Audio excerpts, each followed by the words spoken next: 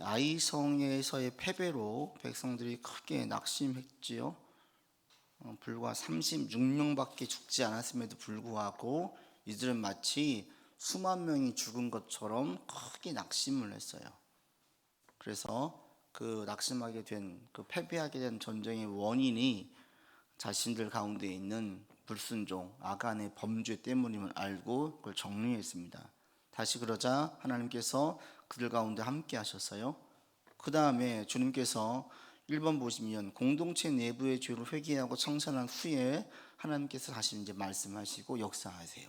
역사를 하실 때에 하나님께서 뭐라고 말씀하십니까? 뭐라고 말씀하시는지 보십시오. 1절 같이 읽겠습니다. 여호와께서 여호수아에게 이르시되 두려워하지 말라, 놀라지 말라, 군사를 다 거느리고 일어나 아이로 올라가라.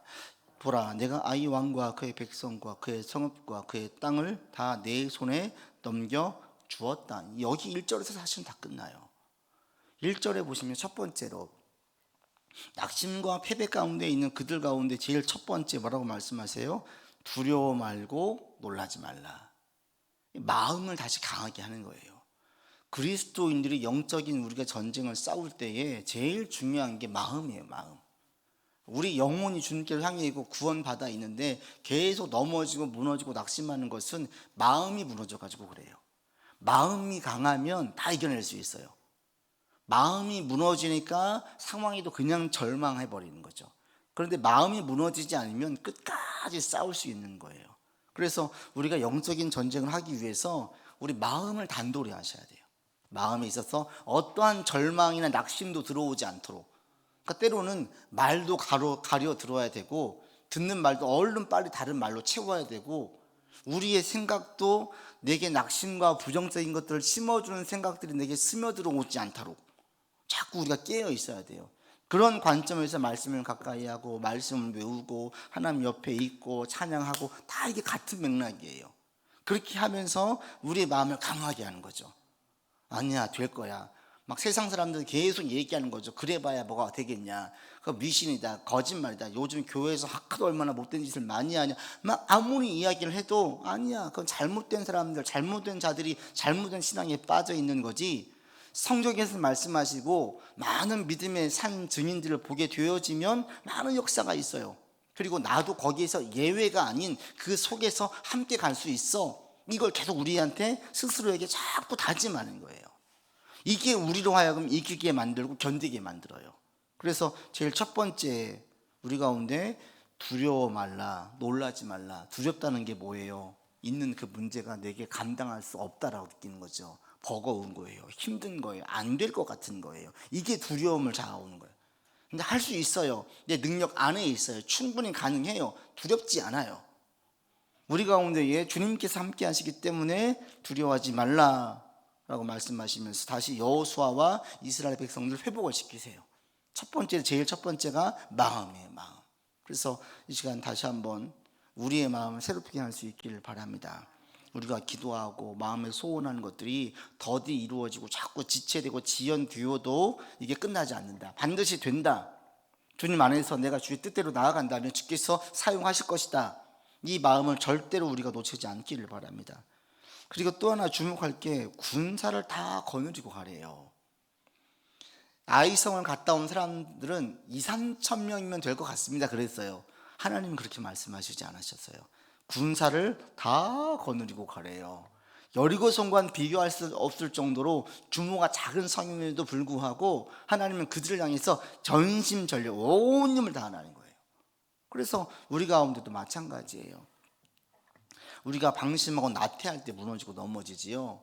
하나님께서 주신 일들 사명을 감당할 때는 이게 우리 가운데 좀 습관이 잡히면 좋을 것 같습니다. 모든 일을 다 전심전력 할 수 없지만 중요한 일, 하나님께서 맡기신 일, 거기에는 딱 한 가지, 그 일에는 전심전력할 수 있는 게 대단히 중요해요. 그리고 또 한 가지는 뭐예요? 그 성을, 땅과 그 성읍과 백성들을 너에게 넘겨주었다는 여호와의 말씀이에요. 우리 가운데 또 하나 중요한 게 이거예요. 말씀. 나에게 주시는 말씀. 우리가 기도 가운데 또 말씀 속에서 설교 가운데 은혜 받은 말씀이 있어요. 그 은혜 받은 말씀이 나에게 주신 말씀이에요.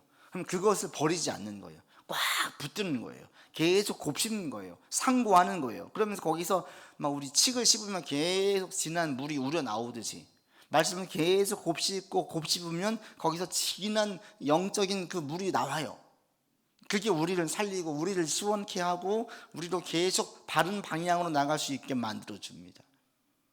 그래서 사실은 1절에서 다 끝나. 1절에서 중요한 게 마음을 강해한, 어떤 실패와 좌절 가운데에서 제일 먼저 힘쓸 게 뭐냐? 마음 일으키는 거예요. 마음 일으키는 거. 마음만 건강하면 견딜 수 있고 마음만 회복되면 살 수 있어요.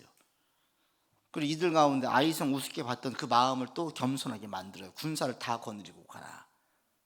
그 다음에 하나님께서 말씀해 주시는 거죠. 내가 말했다, 내 명령이니까 된다라고 얘기해 주세요. 우리에게도 이런 반복들이 우리의 삶에 계속 있기를 바랍니다. 마음을 강하게 하고 자만했던 것들을 다시 겸손하게 하고 또 다시 주의 말씀을 듣고 거기에 다시 순종하고 또 힘들고 어려울 때 낙심 들려고 할 때 낙심하지 않고 또 자만에 빠지지 않고 이게 반복. 이러다 보면 우리 가운데 많은 승리를 주시는 걸 볼 수 있습니다. 2번 같이 보겠습니다. 하나님께서 아이성 전투를 위해 주신 계획은 무엇이며 전리품은 어떻게 하라고 명하십니까? 2절 보시면 아이성 전투를 위한 계획이 뭐냐? 같이 읽겠습니다. 2절. 너는 여리고와 그 왕에게 행한 것 같이 아이와 그 왕에게 행하되 오직 거기서 탈취할 물건과 가축은 스스로 가지라. 너는 아이성 뒤에 복병을 둘지니라 하시니. 여기서 눈에 딱 들어오는 게 뭐냐면 두 가지가 들어와요. 한 가지는 탈취할 물건과 가축은 가지래요. 여호수아 성에서는 가지지 못하게 했어요. 이거 완전히 하나님께 드리게 했어요. 근데 여기에서는 이 전리품을 챙기라고 얘기해요. 이들에게 상으로 주세요. 보상으로 주세요. 그리고 또 하나 눈에 들어오는 것은 아이성을 점령할 때 어떻게 하라고 그래요? 복병을 두래요. 이 복병을 두는 것은 전쟁에서 많이 사용되어지는 방법이에요. 일부러 숨겨두고 한쪽에 몰아놓고 양쪽에서 같이 공격해가지고 매몰시키는 거죠. 근데 이런 작전을 쓰시는 거예요. 근데 이게 전능하신 하나님께서 쓰시기에는 조금 맞지 않는, 뭔가 좀 능력이 시원찮은, 이렇게 보일 수 있지 않아요?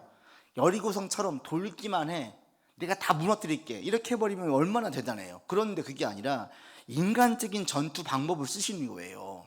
마치 하나님이 큰 능력이 없이 모사가인 것처럼. 여기서 왜 이렇게 하시겠습니까? 여리고성처럼 그냥 그들을 다 싸워서 승리할 수 있어요. 하나님께서 직접 관여하실 수 있는데 이 전쟁에서는 직접 관여하지 않으세요. 이게 뭐냐? 이스라엘 백성들의 훈련이에요. 훈련이제. 진짜 군사 훈련을 시키시는 거예요. 복병을 두게 하고 자만에 빠져있는 아이 사람들을 나오게 만들고 그들을 좌우로 싸가지고 공격하게 만드는 거예요. 여리고성에서는 그 백성들이 마음이 이미 녹아져가지고 전투 싸울 만한 그 마음을 다 잃어버렸는데 이 아이성 사람들은 지금 기세가 등등해요. 우리가 한번 이겼기 때문에 기세가 등등한데 그들과 싸울 때에 하나님께서 그들의 길을 확 꺾는 것이 아니라 이 이스라엘 백성들이 전심전력해서 싸우게 만들어요. 전투 방법을 다 쓰게 만들어요. 그러면서 이들을 훈련시키는 거예요. 하나님께서 모든 상황에 따라서 다르게 다양하게 역사하시는 걸 볼 수 있어요. 직접 개입하시기도 하는데 이들 스스로가 일하게 만드시기도 하시고 이들이 스스로 이 복병을 숨겨두고 나아가게 만들어요. 하나님이 일을 행하실 때에는 우리 가운데 전지전능하신 주님께서 직접 역사하시기도 하시지만 때로는 우리의 세상의 지혜를 통해서 일하셔요. 우리가 머리를 쓰기도 하고 막 씨름도 하면서 일하게 하셔요. 이것도 하나님의 역사 방법이에요. 그래서 아이성을 싸울 때에는 여리고성과 다른 걸 볼 수가 있어요. 많이 달라요. 여리고성에서는 직접 전리품을 한 개도 가지지 못하게 하나님께서 하셨다면 아이성에서는 이들이 직접 전쟁에 참전하게 해서 열심히 싸우게 만들고 그 전리품을 취해서 상으로 주시는 것을 볼 수 있습니다. 우리에게도 마찬가지예요. 상황에 따라서 주님의 역사가 다 다르고요. 또 주께서 순간순간 우리를 훈련시키시고요. 또 우리에게 상 주시는 걸 볼 수 있습니다. 3번 보겠습니다. 여호수아는 어떤 마음으로 아이성 전투에 임합니까? 어떻게 합니까? 여호수아가 보면 3절에 용사 3만 명을 뽑아서 밤에 보내요. 복병으로 숨겨요. 그리고 그 매복하게 만들고 신호를 보내면 와라 라고 얘기하면서 철저하게 준비시키는 걸 볼 수 있어요. 이제 여호수아도 정신을 바짝 차린 거예요. 아이성 우습게 알았다가 이게 우습게 여길 게 아닌 거예요. 그래서 전심전력하는 것을 볼 수 있습니다. 그 다음에 4번 보겠습니다. 같이 읽지요. 여호와의 명령대로 전술을 짠 여호수아는 전쟁을 시작합니다. 아이에게 거짓으로 패한 척하며 도망을 치던 여호수아는 성읍 서쪽에 매복된 5천 명의 병사에게 신호를 보냅니다. 여호수아가 매복된 병사에게 신호를 보낸 시간은 언제입니까? 언제 신호를 보내느냐? 이제 패한 척하고 도망쳐요. 그러니까 아이 왕과 그 사람들은 자신들이 또 이긴 것처럼 도망가요. 그러다가 언제 돌이키고 보병들 나오게 신호를 보냅니까? 18절에 나와 있어요. 18절 같이 읽겠습니다. 여호와께서 여호수아에게 이르시되 내 손에 잡은 단창을 들어 아이를 가리키라. 내가 이 성읍을 내 손에 넘겨주리라. 여호수아가 그의 손에 잡은 단창을 들어 그 성읍을 가리키니 언제 성읍에 단창을 들어서 보병들이 나오게 만들었어요? 여호와의 말씀이 임할 때, 여호와의 말씀이 들릴 때. 그리고 19절에 손을 들자 보병들이 나왔어요. 성읍이 불탔어요. 그럴 때에 이 여호수아는 그 단창을 들었던 그 창을 내리지 않아요. 27절에 가보십시오. 27절 26절입니다. 같이 읽겠습니다. 아이 주민들을 진멸하여 바치기까지 여호수아가 단창을 잡아든 손을 거두지 아니했어요. 창을 들고 계속 읽는 거예요. 한번 신호를 보냈으면 되잖아요. 그렇게 안 해요. 계속 들고 있어요. 근데 이게 어디서 나오냐면 모세가 아론과 훌이 자기 두 손을 들고 아말렉과의 전쟁에서 모세가 손을 들고 있는 것과 똑같아요. 손을 들면 이기고 손을 내리면 지는 것처럼 단창을 들었던 이 여호수아의 손이 안 내려와요. 이게 뭘 상징하겠어요? 하나님께서 하신 하나님께서. 지금 하나님께서 모세를 여호수아를 쓰셔서 손을 들고 있으면 이기는 거고 손을 내리면 지는 거예요. 모세가 손을 들고 뭐 했겠습니까? 기도한 거죠. 여호수아가 손을 들고 뭐 하겠습니까? 똑같은 사인이에요. 기도하는 거예요. 지금 이 전쟁에서 벌써 정신 바짝 차린 거예요. 다시 하나님께 기도하고 큰 승리를 거둔 다음에 작은 걸 싸울 때에도 여기에도 정신을 바짝 차리는 거예요. 영적으로. 그래서 그 가운데에 기도하고 말씀을 듣고 말씀을 또 묻고 그러면서 사인을 주면 그 사인에 의해서 움직이는 걸 볼 수가 있어요. 여호수아가 정체를 파악하고 자기 임의대로 한 게 아니라 하나님께서 적당한 시간을 사인을 주시자 그 사인에 맞게 움직이는 여호수아를 볼 수가 있어요. 이게 이제 승리하게 되는 역사 방법이었습니다. 여러분 매 순간순간 주님의 뜻을 물으세요. 하나님의 뜻이 뭐예요? 자꾸 기도하세요. 이게 너무너무 중요합니다.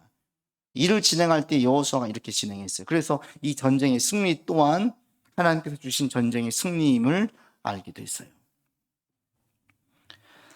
모세 때 경험했던 역사들이 그래서 여호수아 때에도 많이 반복되는 걸 볼 수 있습니다. 요단강을 건너고 또 이 땅 가운데서 지금 전쟁에 승리를 할 때 창을 들어서 그 창을 내리지 않고 이런 것들을 보게 되어지면 모세를 키워주신 하나님께서 지금 여호수아를 키워서 훈련시키시는 것을 볼 수 있어요. 우리도 마찬가지예요. 이 본문을 통해서 우리에게 보여주시는 게 한 가지가 뭐냐면 훈련시키신 하나님이에요. 훈련시키시는 연단시키시는 하나님, 강하게 하시는 하나님. 우리가 이 땅에 살아갈 때 영적 전쟁에서 승리하기 위해서는 우리가 강한 용사가 되길 원하대요. 하나님 우리한테 늘 사랑과 은혜만 주시는 것이 아니라 연단시키시고 찬 곳으로 추운 곳으로 힘든 곳으로 내몰기도 하세요. 왜? 그래야 우리가 강해지니까. 세상을 알아야 싸워서 승리할 수 있으니까. 주님께서 이들 가운데 지금 이렇게 훈련시키시는 것을 볼 수 있어요. 여호수아도 훈련시키시고 이스라엘 백성들도 훈련시키셔요. 그러면서 점점 용사로 만들어가요. 우리 가운데 힘들고 어려운 모든 것들 하나님께서 훈련시키십니다. 그리고 감사한 것은 아이성에서의 패배가 이들 가운데 자만했던 마음, 그들의 죄로 인해 가지고 무너졌었는데 회개하고 돌이키자 다시 하나님께서 사용해 주셨어요. 우리가 죄로 인해서, 실수로 인해서, 또 믿음의 부족함으로 인해서, 지혜가 부족해서 어떤 잘못이 저질렀을 때 다시 주님께 돌아오면 그거 다 쓰시는 거예요. 다 사용해 주셔가지고 우리를 훈련의 시기로 삼아주세요. 그래서 우리가 지금 믿음 안에 있으면 주님께서는 우리를 다 훈련시켜 주세요. 연단의 방법을 쓰세요. 이런 믿음 가운데 우리가 나가길 바랍니다. 5번 봅시다. 이렇게 해서 전쟁에 승리했습니다. 5번 같이 봅시다. 아이 전쟁에서 승리 후 여호수아가 한 일은 무엇입니까?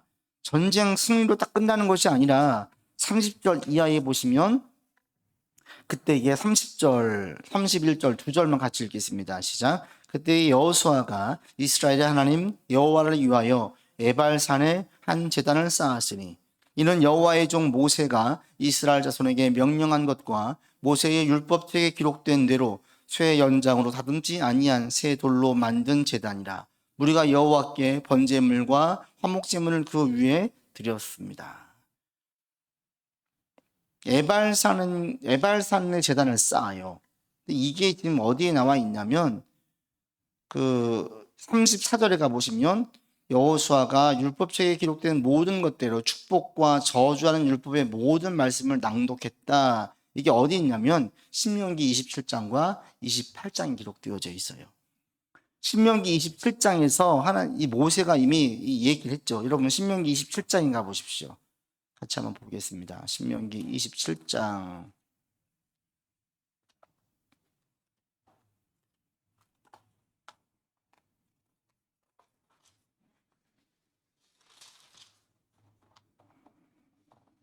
이 절에 보십시오. 2절, 3절, 4절 같이 읽겠습니다. 너희가 요단을 건너 내 하나님 여호와께서 내게 주시는 땅에 들어가는 날에 큰 돌들을 세우고 석회를 바르라. 요단을 건넌 후에 이 율법의 모든 말씀을 그 위에 기록하라. 그리하면 네 하나님 여호와께서 내게 주시는 땅, 곧 젖과 꿀이 흐르는 땅에 내가 들어가기를 네 조상들이 하나님 여호와께서 내게 말씀하신 대로 하리라. 너희가 요단을 건너거든 내가 오늘 너희에게 명령하는 이 돌들을 에발산에 세우고 그 위에 석회를 바를 것이며, 그러면서 쭉 이어져요. 쇠 연장으로 다듬지 말고 다듬지 않은 돌로 주님께 드려서 번제를 세우고 화목제물을 드리고 말씀을 이어라. 그러면서 11절 이하에 보시면 에발산에서 저주를 선포하고 그리심산에서 축복을 얘기해요. 이 그리심산과 에발산은 마주보고 있는 산이에요. 그리심산은 축복을 했던 산인데 이 산은 수목이 울창해요. 근데 마주보고 있는 산이 에발산은 민중산이에요. 똑같은 산인데 마주보고 있는데 너무나 극과 극인 거예요. 그래서 그리심산에서 이스라엘 백성들을 올려보내서 거기서 축복을 막 얘기하면 모세가 축복의 말씀을 하면 여기 있는 모든 백성들이 아멘 하는 거예요. 반대로 이 에발산에서 저주의 메시지를 에발산에 두고 저주의 메시지를 막 이야기하면 그걸 들을 때 아멘 하는 거예요. 여기에서 이들에게 눈에 보이는 데 다 했어요. 이것을 보고 있는 이 말씀을 들었던 여호수아가 요단강을 건너고 아이성에 승리한 이후에 모세가 했던 그 약속의 말씀을 그대로 실현하는 걸 볼 수 있어요. 말씀을 다 버리지 않죠. 그래서 6번 보시면 여호수아 율법책에 기록된 축복과 저주의 말씀이 신명기 27장과 28장에 기록되어 있습니다. 신명기 27장에 기록된 12가지의 저주의 말씀, 28장에 있는 축복의 말씀에 5가지가 있는데 한번 보시죠. 오늘 우리 이 부분을 보고 같이 마치도록 하겠습니다. 먼저 27장에 보시면 27장에서 5가지, 12가지를 저주하세요. 첫 번째 27장에 봅시다. 27장 아까 11절 읽었잖아요. 11절 이하로 보시면 첫 번째 무엇을 저주하느냐? 15절에 보시면 같이 읽겠습니다. 장색의 손으로 조각하였거나 부어 만든 우상은 여호와께 가증하니 그것을 만들어 은밀히 세우는 자는 저주를 받을 것이라. 그러자 모든 백성이 아멘 했어요. 여기서 얘기했죠. 이미 이런 것들이 있었어요. 보시면 첫 번째 거기다 한번 적어 보십시오. 저주의 내용. 어떨 때 저주를 받아요? 우상을 만들 때. 이때 저주를 받아요. 그래서 우리가 이런 부분을 절대 가볍게 여기시면 안 돼요. 하나님께서 주시는 축복의 가이드라인이 있고 저주의 가이드라인이 있어요. 저주 안에 있으면 저주의 일을 저지르면서 우리 가운데 저주가 임하지 않기를 바란다는 것은 어불성설이 맞지 않아요. 그러니까 우리가 축복의 길로 가야지 축복했지죠. 축복을 받죠. 그럴 때 저주 첫 번째로 뭐냐? 영적인 것, 우상 숭배. 이것은 모양도 본떼지 말라고 얘기하죠. 그 다음에 두 번째 중요하게 여기는 게 16절이에요. 읽겠습니다. 그의 부모를 경홀히 여기는 자는 저주를 받을 것이다. 부모 공경이에요. 이게 대단히 중요하게 얘기하는 걸 볼 수 있죠. 하나님께서 이 얘기하실 때에 부모를 함부로 대하는 그런 문화들, 그런 사회 풍토가 자리 잡혀 있는 모습들, 이것들은 저주예요, 저주. 그래서 우리 가운데 이 동양에 있는 예의 범들, 이게 대단히 중요하고 축복받는 길이에요. 하나님께서 말씀하실 때에. 그 다음 세 번째 17절, 이웃의 경계표를 옮기는 자는 저주를 받는다. 이게 뭐겠습니까? 이웃의 경계표는 재산이에요. 땅 구역이거든요. 땅을 옮겨서 내 땅을 넓히고 상대 땅을 줄이는 거예요. 그러니까 상대의 이웃의 재산에 대해서 손해보게 만드는 것. 이것도 하나님께서 볼 땐 저주라는 거예요. 그러니까 내가 불의한 방법으로 땅을 일부러 경계표로 옮겨가지고 내 땅을 넓게 하고 상대의 땅은 좁게 만드는, 이것은 하나님께서 저주를 받는다. 이러면서 주의 복을 받으려고 하지 마라.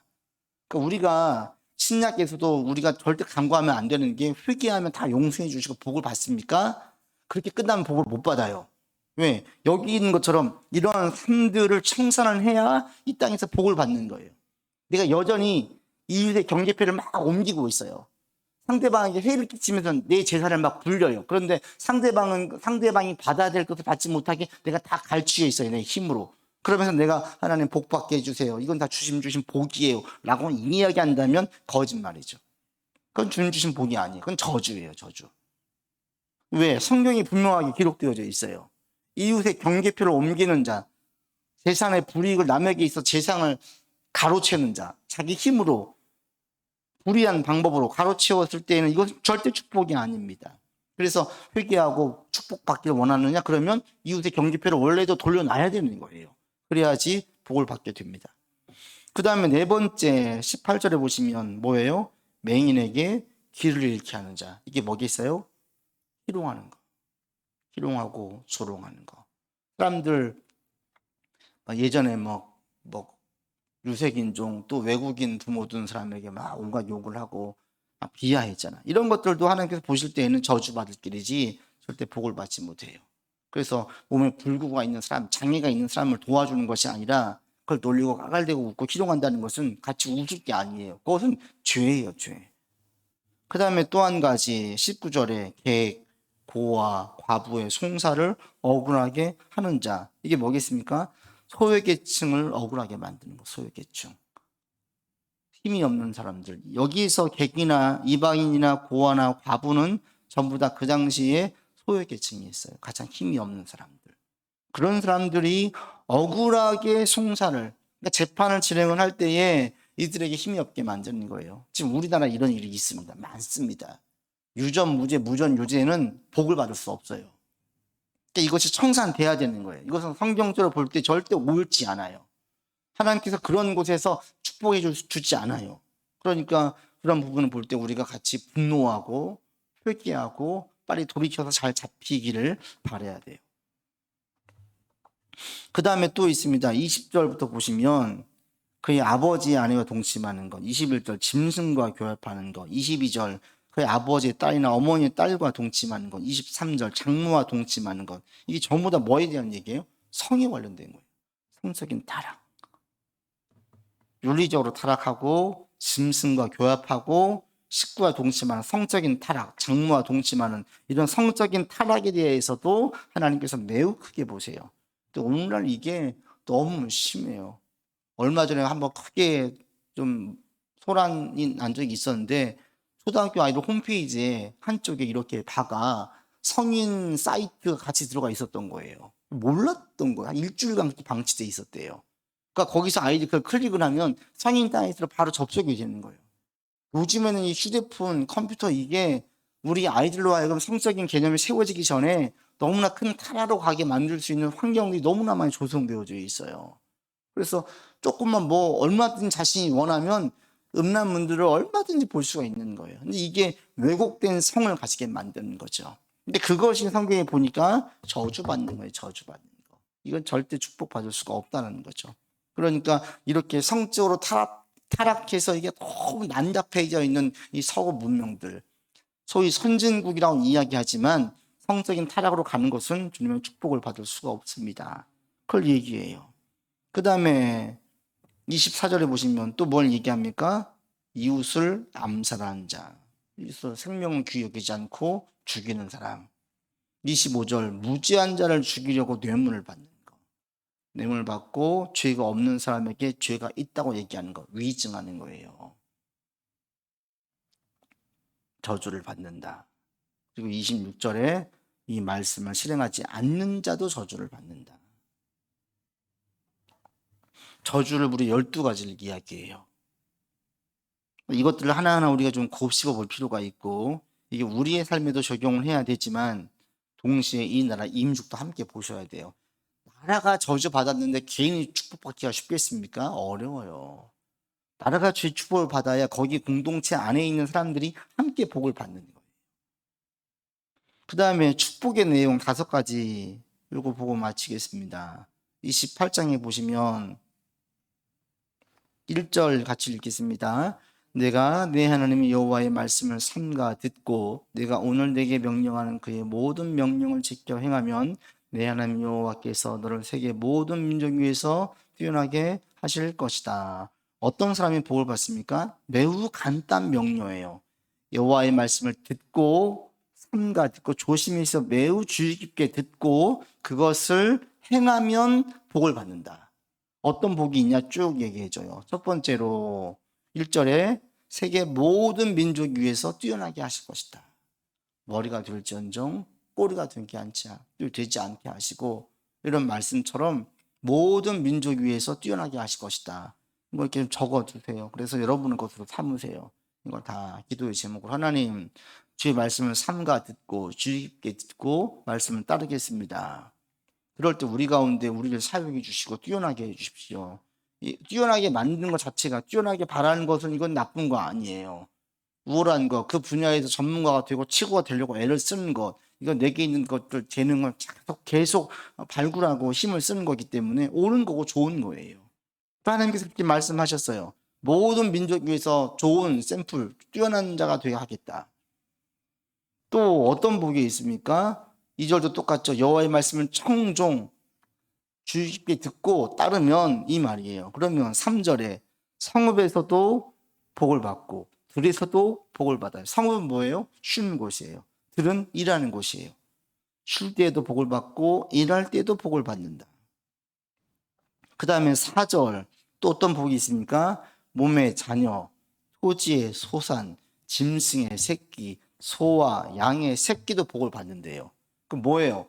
내가 하고 있는 모든 일들이 다 복을 받는 거예요. 이게 우리 뭐 작가가 그런 얘기를 또 한 적이 있었는데, 우리 교회도 좀 화분이 몇 개 있어요. 제가 별로 꽃을 안 좋아해서 이걸 잘 죽여요. 그런데 꽃을 좋아하시는 분들은 죽어가는 꽃도 살려요. 이게 생명력이 있어. 그래서 이분들은 뭐가 필요한지 알고 다 살려놔요. 손대는 게 다 살아나요. 그런 것처럼 복을 받는 사람들은 하는 모든 것들이 다 복을 받는다는 거예요. 여기 보시는 그게 지금 너의 자녀도 토지도 짐승도 전부 다 손대는 모든 게 다 잘 된대요. 얼마나 좋아요. 우리가 얼마나 이걸 이러기를 원합니까? 이런 복을 주신대요. 그 다음에 5절도 보시면 5절에서 네 광주리와 떡반죽 그릇이 복을 받는다. 이거 우리말로 하면 뭐냐면, 광주리는 수고해서 거둔 거거든요. 월급이라고 볼 수 있어요. 월급도 복을 받아서 돈 더 받게 되어지고, 그리고 떡반죽 그릇은 일과 양식에 먹는 것들이 풍성해진다는 거예요. 그러니까 주님의 복이, 이들 가운데 주시는 복이 그냥 어떤 추상적인 복이 아니라는 것을 우리에게 너무나 분명하게 보여주세요. 하나님의 복은 추상적이지 않아요. 예수님께서 말씀을 증거하실 때 병든 자들 진짜 고쳐주셨어요. 병은 뭐예요? 육신의 큰 장애와 아픔과 불편이에요. 이것들을 고쳐주셨어요. 하나님 나라만 선포하시는 것이 아니라 하나님의 나라가 임할 때 병이 나아요. 굶는 자가 굶긴 문제가 해결되어져요. 이게 영과 육이 함께 가는 거지, 육이 없지 않고 영만 있지 않아요. 그래서 우리 가운데 주님께서 복을 주시면 그 복이 마음의 복만 있는 게 아니라 삶에서도 그 복들이 우리가 영위하게 되어져요. 여기서 지금 말씀을 그대로 주시고 있어요. 6절도 이런 말씀 많이 들어보셨죠? 같이 읽겠습니다. 내가 들어와도 복을 받고 나가도 복을 받는다. 얼마나 좋아요. 집을 떠날 때나 집에 들어올 때나 그냥 복밖에 없어요. 복밖에. 다 복을 원하시잖아요. 그런데 창세기 하시는 이 복에 우리가 다 복을 원하는데 인간들이 바라는 복은 행운에 가까운 복이고 모두 새해 복 많이 받으세요. 이것은 오늘 좋은 일 많이 생기세요. 올해 여행 좋은 행운들 많이 있기를 원합니다. 이렇게 얘기하는데 사실 복의 첫 번째 출발은 하나님이에요. 모든 복을 주는 그 기원이 하나님이에요. 생육하고 번성하는 게 복이에요. 우리를 통해서 하나님께서 번성하기를 원하시고 우리를 통해서 하나님의 일들을 함께 하기를 원하세요. 그리고 그게 지금 저와 여러분에게 주신 똑같은 말씀이에요.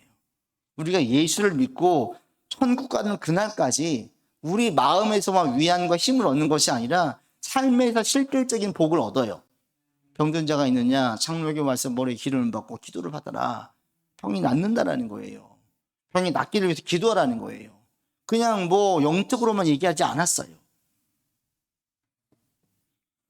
이런 축복이 있습니다. 그런데 이 축복의 말씀이 14절까지 쭉 이어지고 다시 20절로부터 보시면 또다시 어떤 내용이 이어지느냐, 저주의 말씀이 또 이어져요. 몇 절까지? 여러분 마지막 절이 몇 절이에요? 68절까지. 20절로 6절, 68절까지 또 무슨 내용이냐면 저주의 내용이 또 나와요.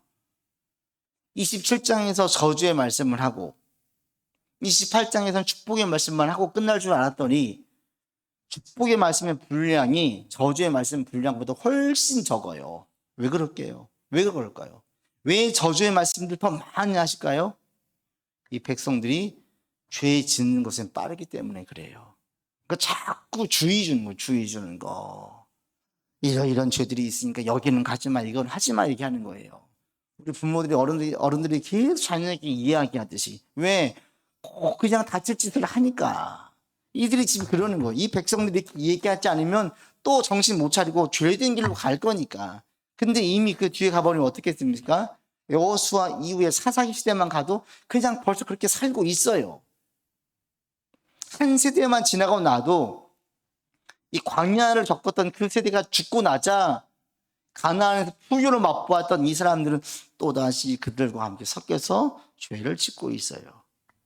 근데 이게 우리 가운데 우리가 감사할 수 있는 부분이 이제 이런 부분인데 우리한테는 이 성경의 말씀, 기록되어진 성경 말씀을 주셨다라는 거예요.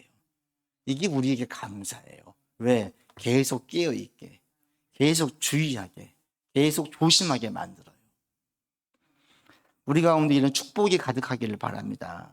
본문에 지금 5가지 축복을 이야기했는데 우리를 뛰어나게 하고 우리도 잘 되고 자녀도 잘 되고 하는 모든 것도 잘 되고 들어와도 나가도 복을 받고 이런 일들이 우리 가운데 계속 있기를 바랍니다. 상황이 전체가 힘들지만 하나님께서 지키신 가운데 이겨내는 것으로 끝나지 않고 점점점 풀려지고 더 나아지고 계속 이렇게 되기를 바랍니다. 이게 주께서 주신 복이고 우리가 바랄 복이에요. 저도 바라고 있어요. 저를 통해서, 우리 자녀를 통해서, 우리의 가정을 통해서, 우리의 교회를 통해서 저는 바라기는 우리 교회 모든 성도들이 다 복받기를 원해요. 우리 교회 나오면서 막 문제가 풀려지고 사업이 좋아지고 감사할 게 많아지고 힘든 문제가 있으면 또 믿음 가운데 이겨내면서 주님 사랑 또 한번 경험하고 이런 일들이 계속 있는 우리 식구들 다 되기를 바라면서 기도하고 있습니다. 여러분들도 동일한 마음으로 주 안에서 주신 복들을 받으시고 저주의 내용들이 우리에게 들어오지 않도록 내가 깨어있고 우리 식구들 깨어있기를 주의 이름으로 권면을 드립니다. 기도합시다. 아버지 하나님, 아이성 전투를 통하여서 이스라엘 백성들을 훈련시키셨습니다. 그들을 깨어있게 만들고 그들로 보병을 두었다 싸우게 만들고 전리품을 취하게 만들면서 그들의 승리를 만끽하게 하였습니다. 하나님, 우리도 훈련시켜 주시는 주님이심을 압니다.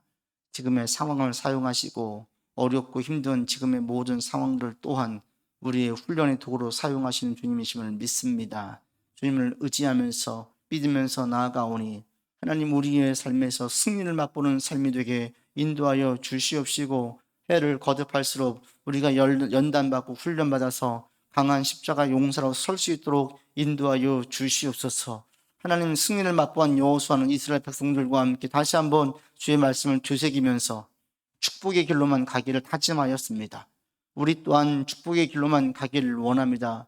여호와의 말씀을 청종하기를 원하고 주의 말씀에 순종하여서 살기를 원합니다. 주님, 그러할 때 우리 가운데 주시기를 약속하신 그 복들을 우리가 바라면서 나아갑니다. 힘써 주의 말씀을 청종하게 싸우니 하나님, 신명기 28장에서 약속하신 그 축복된 결과물들이 우리의 삶에 있게 하여 주시옵소서.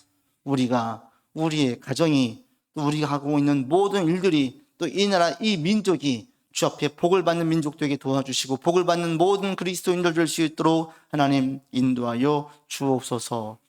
이제는 우리 구주 예수 그리스도의 은혜와 한없으신 하나님의 사랑하심과 성령의 교통하심과 교제하심이, 주의 말씀을 청종하여 주님께서 약속하신 모든 복들을 이 땅에서 받고 누리기를 원하는 주의 백성들 위에, 또 이들의 모든 하고 있는 일들과 삶 위에, 가정 위에, 이 나라 이 민족 위에 이제로부터 영원토록 함께 계시기를 간절히 축원하옵나이다. 아멘.